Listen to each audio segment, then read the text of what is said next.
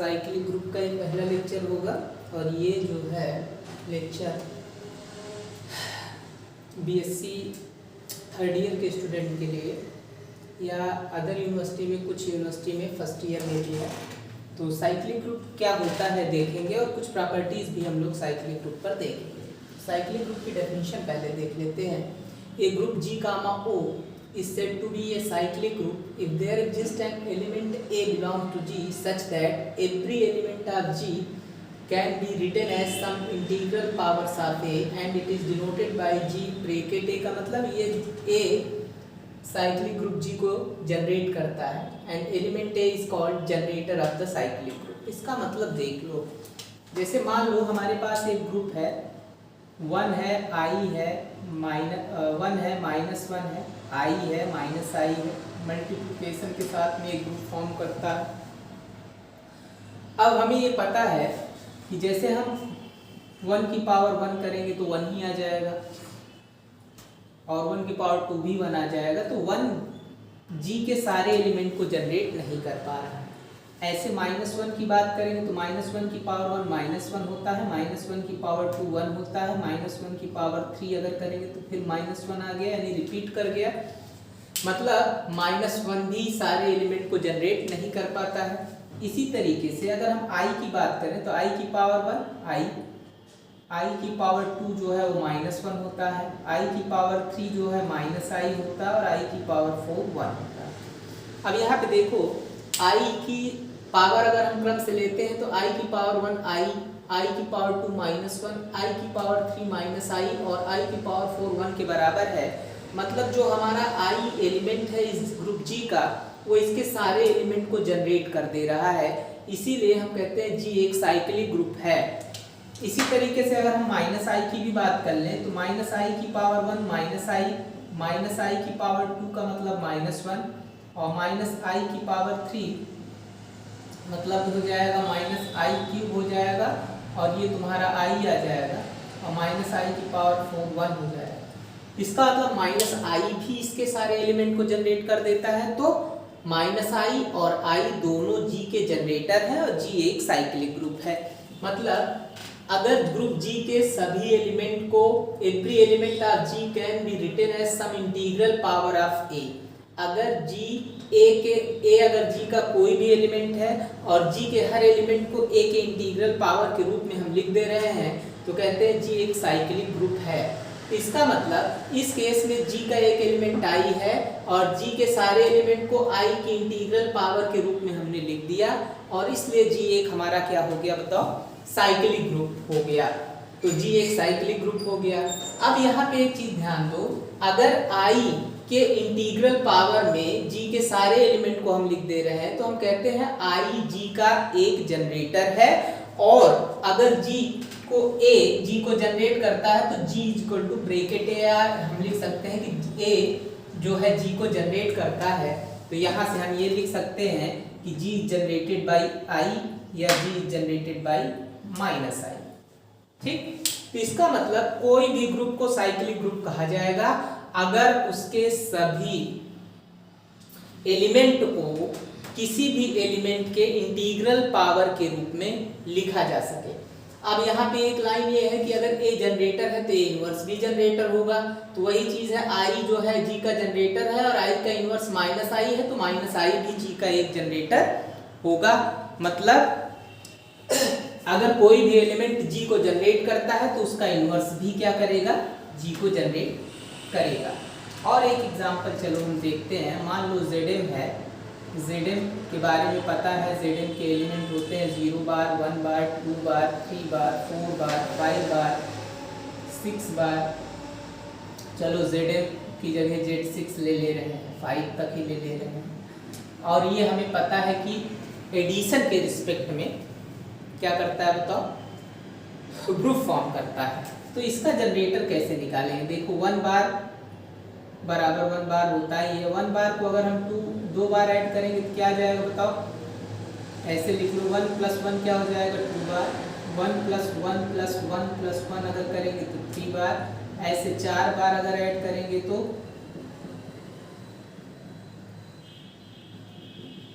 4 बार, ऐसे 5 बार ऐड कर देते हैं।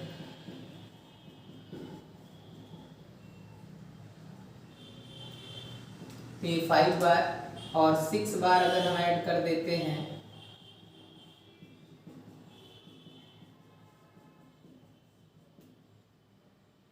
बार अगर ऐड करेंगे तो 6 बार यानी 0 बार।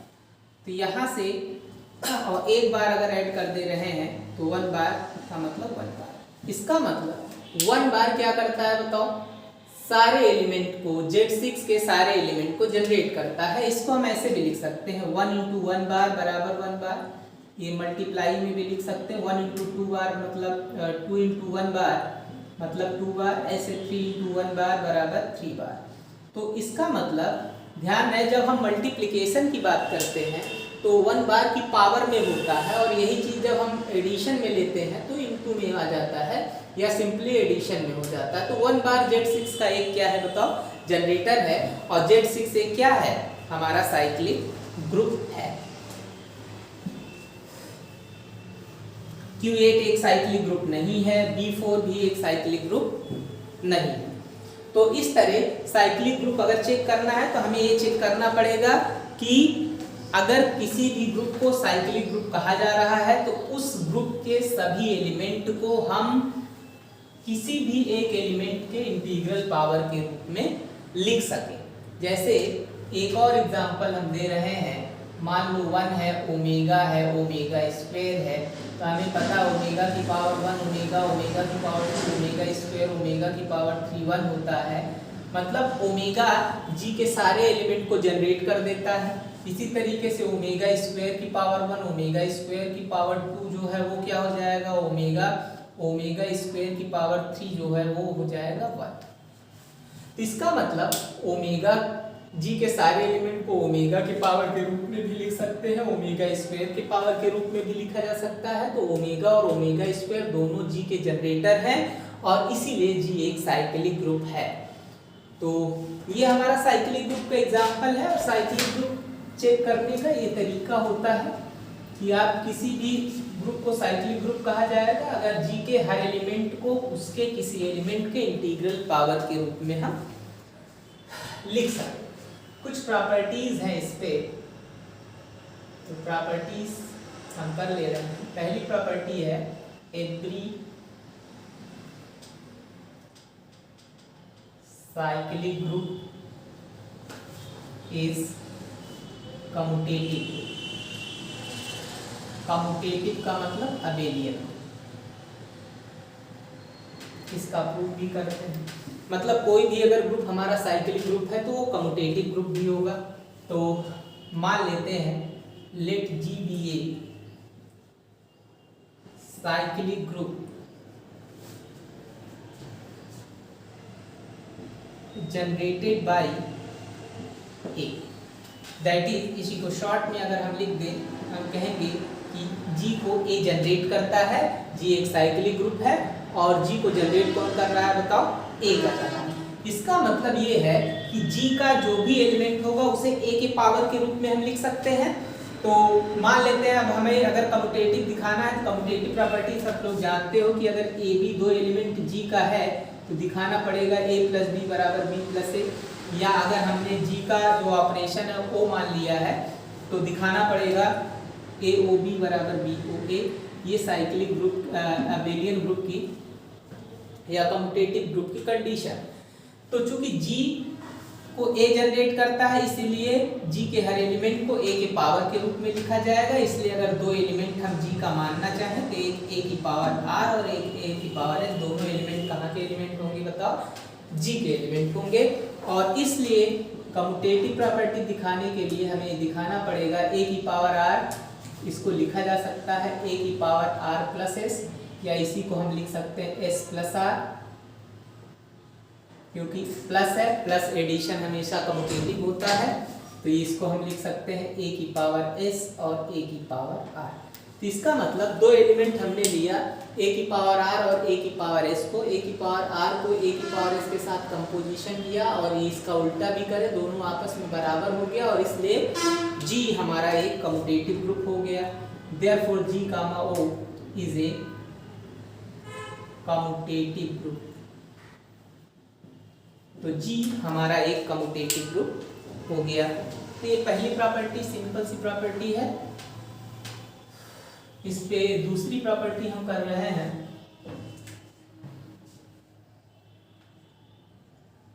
Order of cyclic group is equal to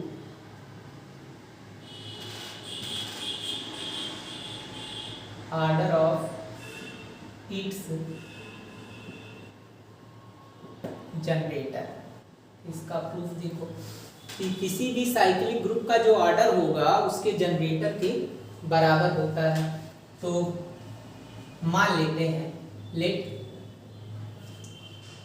ji be a cyclic group generated by A, that is order of G बराबर order of A, that is G generated by. हमें दिखाना ये है कि जी का जो ऑर्डर है वो ए के ऑर्डर के बराबर है। अब यहाँ पे एक चीज देख लो, ऑर्डर किसी भी एलिमेंट का ऑर्डर हम बता चुके हैं। तो एक एग्जांपल से पहले इसको हम समझ लें। मान लो हमारे पास यही एक साइक्लिक ग्रुप है, हमें ये पता है कि ओमेगा जी को जनरेट करता है। तो पहले ओमेगा का ऑर्डर हम लोग निकाल लेते हैं। तो ओमेगा की पावर 1 ओमेगा, ओमेगा स्क्वायर की पावर 2 ओमेगा स्क्वायर और ओमेगा क्यूब की पावर ओमेगा की पावर 3 1 के बराबर है। इसका मतलब ओमेगा का जो ऑर्डर है वो 3। किसी भी एलिमेंट का ऑर्डर होता है मिनिमम इंटीग्रल पावर, जिसके लिए उस एलिमेंट का पावर आइडेंटिटी के बराबर हो जाए। तो ओमेगा की मिनिमम पावर 3 है जो 1 के बराबर होगा। 1 इस एलिमेंट का आइडेंटिटी एलिमेंट है और इसलिए ओमेगा का ऑर्डर 3 है। और किसी भी ग्रुप का जो ऑर्डर होता है उसमें नंबर ऑफ एलिमेंट होता है और इसमें 3 एलिमेंट है और यही इसलिए ग्रुप का भी ऑर्डर 3 है। मतलब किसी भी साइक्लिक ग्रुप का जो ऑर्डर होगा उसके जनरेटर के बराबर होगा। यही हमें प्रूफ करना है। हम ये कह रहे हैं कि अगर जी हमारा एक साइक्लिक ग्रुप है जो एक जिसको ए जनरेट करता है तो जी का ऑर्डर ए के ऑर्डर के क्या हो जाएगा, बराबर हो जाएगा। तो दो केसेस हमें यहाँ करने पड़ेंगे। Case first, way A is a finite order, n मान लेते हैं जो एक ऑर्डर है वो n के बराबर है। इसका मतलब ये हो गया कि जो ऑर्डर ऑफ a है वो n के बराबर है। अब हमें पता है कि अगर a का ऑर्डर n है तो इसका मतलब होता है कि a की पावर n आइडेंटिटी के बराबर हो जाएगा। और इसलिए a की पावर 0, a की पावर 1, a की पावर 2 डॉट डॉट a की power n-1 are only distinct integral power of a।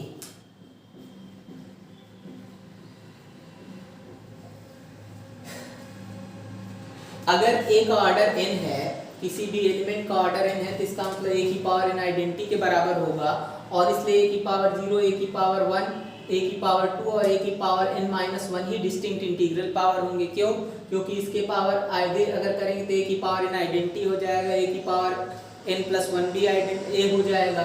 इसका मतलब जैसे मान लो a की पावर n आइडेंटिटी हो गया तो आइडेंटिटी का मतलब a की पावर 0 हो गया। a की पावर n+1 करोगे तो a की पावर n इंटू a हो जाएगा। इसका मतलब a की पावर n आइडेंटिटी हो गया तो ये तुम्हारा a हो गया। तो इसका मतलब इसके आगे की जो भी पावर हम निकालेंगे सब पावर रिपीट होने लगेगा। तो यही इतने डिस्टिंक्ट इंटीग्रल पावर होंगे a के और इसलिए g में नंबर ऑफ एलिमेंट इतने ही होंगे और इसलिए ऑर्डर ऑफ g भी n के बराबर हो गया जो कि ऑर्डर ऑफ a के बराबर।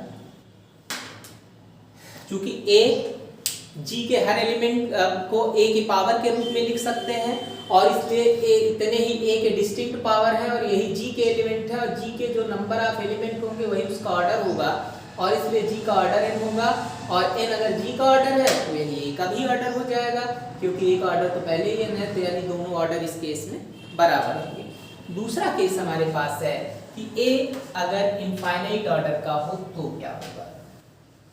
Case 2, when A is of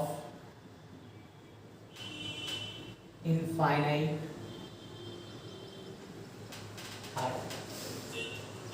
तो अगर A इनफाइनाइट ऑर्डर का है देन A की पावर 0, A की power +-1, +-2, +-3 and so on are distinct integral power of A का अगर इनफाइनाइट ऑर्डर है पावर तो उसका कोई भी पावर आइडेंटिटी के बराबर उस तरह होगा ही नहीं, और इसलिए ए की पावर +-1, +-2, +-3, +-4 जितने भी पावर हैं सब अलग अलग पावर होंगे, और इसलिए जी के सारे पावर अलग अलग हैं, और इसलिए जी का पावर इसलिए जी का भी ऑर्डर इनफाइनाइट है। Therefore order of G is also infinite.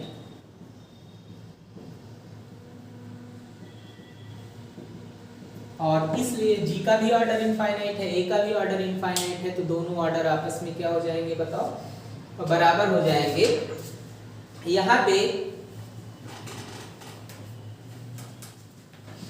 एक हम नोट लिख दे रहे हैं, ये इंपॉर्टेंट थ्योरम ये भी है, एक नोट ये है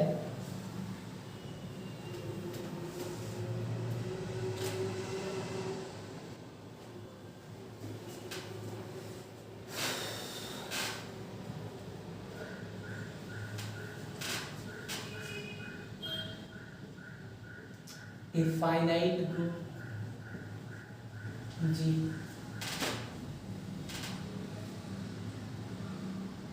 a finite group G containing n element will be cyclic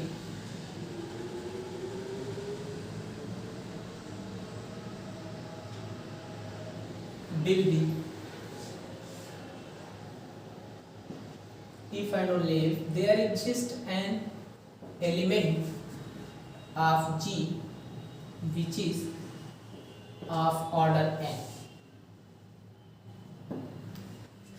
कोई भी ग्रुप G जिसमें नंबर ऑफ एलिमेंट n है वो साइक्लिक तभी होगा जब उसमें कम से कम एक एलिमेंट ऐसा हो जिसका ऑर्डर n के बराबर हो। एग्जाम्पल है, मान लो Z5 स्टार है 1 बार 2 बार 3 बार 4 बार, और ऑर्डर ऑफ Z5 स्टार की अगर हम बात करें तो 4 हो गया, क्योंकि नंबर ऑफ एलिमेंट इसमें कितने हैं 4। तो इसका मतलब Z5 स्टार में कम से कम एलिमेंट एक ऐसा एलिमेंट होगा जिसका ऑर्डर 4 होगा, तभी Z5 स्टार साइक्लिक ग्रुप होगा। तो इसका मतलब 2 बार की पावर 1 2 बार होता है, 2 बार की पावर 2 क्या होता है 4 बार, और 2 बार की पावर 3 का मतलब हो गया 8 बार का मतलब 3 बार, और 2 बार की पावर 4 इसका मतलब क्या हो गया बताओ 1 बार। इसका मतलब जो 2 का ऑर्डर है वो 4 है, मतलब Z5 में एक एलिमेंट 2 बार ऐसा है जिसका ऑर्डर 4 है, और इसलिए Z5 स्टार एक साइक्लिक ग्रुप है। मतलब कोई भी फाइनाइट ग्रुप में अगर n एलिमेंट है तो उसमें कम से कम एक एलिमेंट ऐसा होगा जिसका ऑर्डर भी उतना ही होगा। Z5 स्टार इसमें 4 एलिमेंट है तो इसमें एक एलिमेंट 2 ऐसा है जिसका ऑर्डर भी 4 है, और इसलिए हम ये कह रहे हैं कि जो हमारा Z5 स्टार है वो एक क्या हो जाएगा बताओ साइक्लिक ग्रुप हो जाएगा। एक और थ्योरम इस पे हम लोग करते हैं,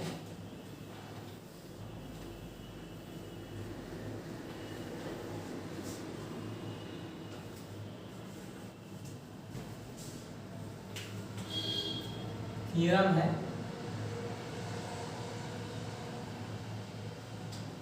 every cyclic group of order m is isomorphic to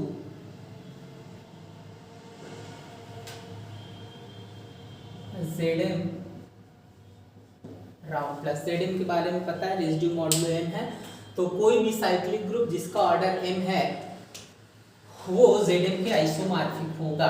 तो आइसोमॉर्फिक दिखाने के लिए हमको दिखाना क्या पड़ता है, इसका मतलब अगर G हमारे पास एक मान लेते हैं ऑर्डर m का है, तो G से Zm में एक हम मैपिंग डिफाइन करें और ये दिखा दें कि ये मैप हमारा क्या है, ग्रुप होमोमॉर्फिज्म है, 1 1 है और ऑन 2 है। तो मान लेते हैं let G be a cyclic group of order m generated by A. इसका मतलब जो G के एलिमेंट होंगे a की पावर 0, a की पावर 1, a की पावर 2 और a की पावर m-1, ये हमारा G के एलिमेंट होंगे। और Zn के बारे में हमें पता है कि Zn के जो एलिमेंट होते हैं, Zn बराबर जानते हो 0 बार, 1 बार, 2 बार, 3 बार एंड m-1 बार, और राउंड प्लस के साथ में एक क्या बनाता है बताओ, अबेलियन ग्रुप है। हम इसमें डिफाइन करते हैं मैप, डिफाइन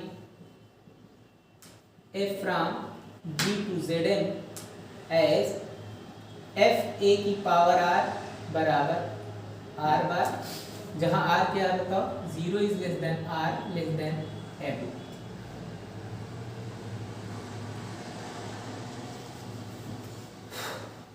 तो ये हमारा क्या है बताओ, जो फॉर एवरी a की पावर r बिलोंगिंग टू, तो ये हमारा मैपिंग है। अब हमें इसी को दिखाना है कि ये ग्रुप होमोमॉर्फिज्म होगा। फिर से एक बार देखो, तो हमें ये दिखाना है कि अगर कोई भी साइक्लिक ग्रुप जिसका ऑर्डर m है वो Zm राउंड प्लस के आइसोमॉर्फिक होगा। आइसोमॉर्फिक दिखाने के लिए हमें दिखाना पड़ेगा कि G अगर एक साइक्लिक ग्रुप दिया गया है तो G से Zm में एक मैपिंग डिफाइन करेंगे, और जो मैप होगा वो आइसोमॉर्फिज्म होगा। और आइसोमॉर्फिज्म दिखाने के लिए हमें ये दिखाना पड़ेगा कि f एक क्या है बताओ, ग्रुप होमोमॉर्फिज्म है। पहले तो यही दिखाते हैं। तो पहला है f is a group homomorphism. कैसे दिखाएंगे देखो, ग्रुप होमोमॉर्फिज्म दिखाने के लिए दो एलिमेंट हम मान लेते हैं, a की पावर r और a की पावर s, दोनों एलिमेंट G के हैं। और f a की पावर r और a की पावर s, इसको क्या लिख सकते हो बताओ, r प्लस s, और इसको हम bye definition r plus s पे जाएगा। हमें पता है कि अगर a की पावर r है तो मैपिंग r बार पे है, तो a की पावर r प्लस s है तो r प्लस s पे चला जाएगा, r बार प्लस s बार हो जाएगा। और इसको हम क्या लिख सकते हैं, a की पावर r और f a की पावर s, और इसलिए f एक ग्रुप होमोमॉर्फिज्म हो गया। तो ये ग्रुप होमोमॉर्फिज्म हो गया। ग्रुप होमोमॉर्फिज्म की डेफिनेशन सबको पता है। 1 1 दिखाने के लिए देखो क्या दिखाना पड़ेगा,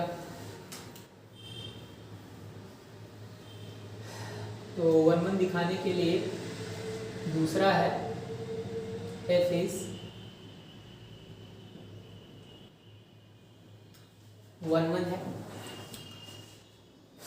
तो 1 1 कैसे दिखाएंगे, हम मान लेते हैं लेट f a की पावर r बराबर f a की पावर s।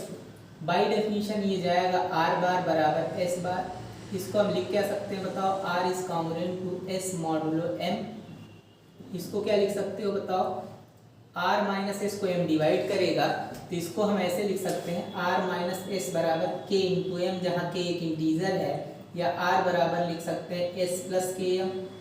और ये अप्लाई करेगा a की पावर r बराबर a की पावर s प्लस के एम बराबर a की पावर s और a की पावर के एम, a की पावर s और a की पावर m की पावर k है।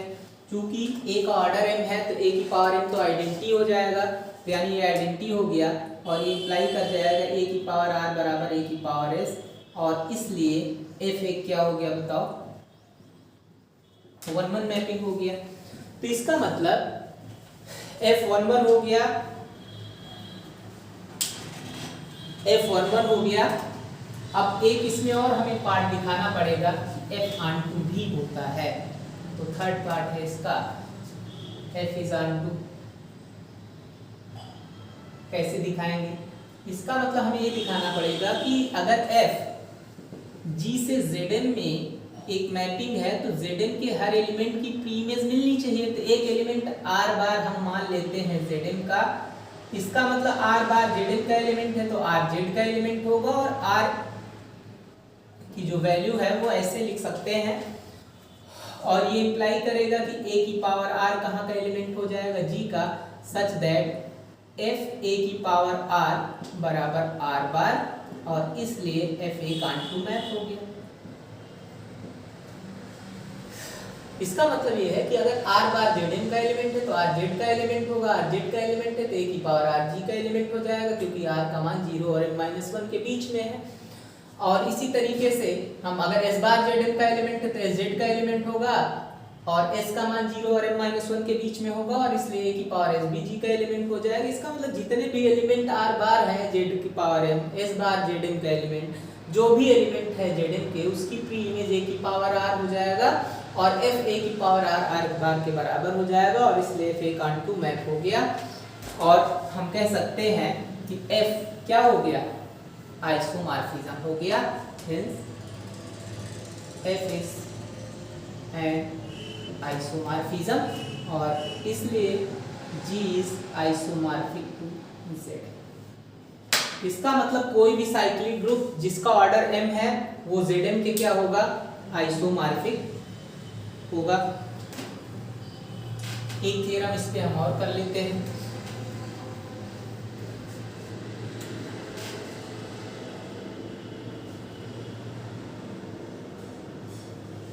Every cyclic group of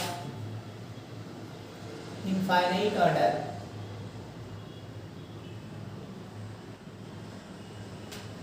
is isomorphic to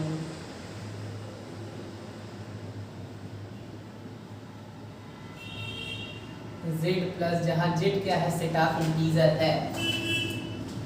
इसका भी प्रूफ सेम तरीके से है। मान लेते हैं let G be a cyclic group generated by A, क्योंकि G एक इनफाइनाइट साइक्लिक ग्रुप है, और इसलिए G में जो एलिमेंट होंगे a की पावर 0, a की पावर +-1, a की पावर +-2 एंड सो ऑन। और यहाँ से Z में एक मैपिंग हम डिफाइन करेंगे। Z के एलिमेंट हमें पता है +-1, +-2 एंड सो ऑन। हम एक मैप डिफाइन कर दे रहे हैं, define a phi from G to Z as phi a की पावर r बराबर r फॉर एवरी a की पावर r एलिमेंट कहाँ का है, G। a की पावर 0 0 पे जाएगा, a की पावर 1 1 पे जाएगा, a की पावर -1 -1 पे जाएगा, a की पावर 2 2 पे जाएगा, और -2, यानी फाई a की पावर r के बराबर होगा। हमें ये दिखाना है कि फाई a आइसोमॉर्फिज्म है, ये हमारा claim. Phi is an isomorphism.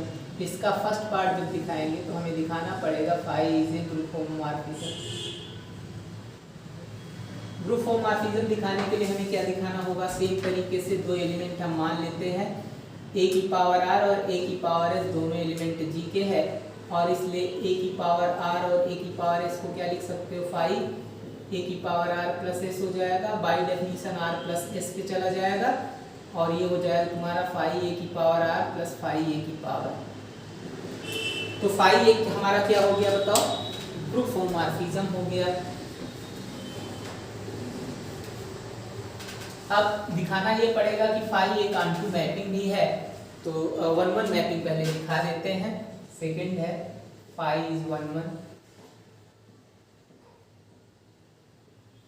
तो लेट फाई ए की पावर r बराबर फाई ए की power s, bye definition r बराबर s हो जाएगा, और इसलिए a की पावर r बराबर a की पावर s हो जाएगा, और इसलिए फाई 1-1 हो गया। तीसरा भी बहुत सिंपल सी चीज़ है, फाई को ऑनटू दिखाना है। ऑनटू दिखाने के लिए हम एक एलिमेंट मान लेते हैं, r कहाँ का एलिमेंट है बताओ, z का। ये इम्प्लाई कर जाएगा a की पावर r कहाँ का एलिमेंट, G का, सच दैट फाई a की पावर r बराबर r हो जाएगा, और इसलिए फाई एक ऑनटू मैपिंग होगी। मतलब Z में कहने का ये मतलब कि अगर दो Z का एलिमेंट है तो ये इम्प्लाई करेगा a की पावर 2 G का एलिमेंट होगा, यानी 2 की प्री इमेज a की पावर 2, 3 की प्री इमेज a की पावर 3, 4 की प्री इमेज a की पावर 4, r की प्री इमेज a की पावर r, यानी हर एलिमेंट Z के जितने भी एलिमेंट हैं उन सब की प्री इमेजेस मिलेगी। ऑन टू के लिए मैपिंग आप लोग देख लीजिएगा कि अगर फाई हमारा जी से जेड में मैपिंग है तो 0 है, तो 0 की प्री इमेज ए की पावर 0, 1 की प्री इमेज ए की पावर 1, 2 की प्री इमेज ए की पावर 2, यानी जितने भी एलिमेंट हैं सबकी प्री इमेज जी में मिल रहा है, और इसीलिए हम कहते हैं फाई ऑन टू मैपिंग हो गया, और इसलिए फाई एक आइसोमॉर्फिज्म हो गया। Hence phi is an isomorphism, phi isomorphism हो गया, तो G is isomorphic to Z. तो ये एक सिंपल सा प्रूफ है, एक इस पे कॉर्नरी हम सिंपल सा कर दे रहे हैं, तो इस पे एक कॉर्नरी देख लो।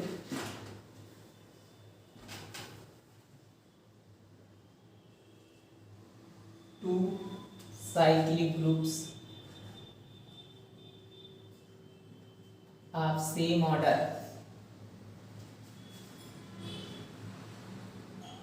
are isomorphic।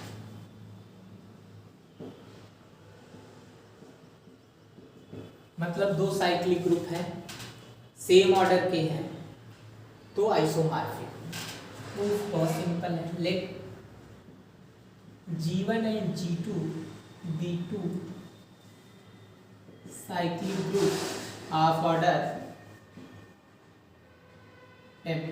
तो प्रीवियस थ्योरम से हम ये जानते हैं G1 is isomorphic to Zn and G2 is isomorphic to Zn। कोई भी ग्रुप जिसका ऑर्डर m है वो Zn के आइसोमॉर्फिक होता है। इसी को हम लिख सकते हैं G1 is isomorphic to Zn, and इसको उल्टा भी लिख सकते हैं Zn is isomorphic to G2। तो G1 Zn के आइसोमॉर्फिक है, Zn G2 के आइसोमॉर्फिक है, तो ये इंप्लाई करेगा G1 is isomorphic to G2 by equivalence relation. Isomorphism is an equivalence relation होता है। तो साइक्लिक ग्रुप के इस लेक्चर में, पहले लेक्चर में हम लोग इतना ही देखेंगे, आगे हम इस पे कुछ और थ्योरम्स और प्रॉपर्टीज करेंगे। Thank you.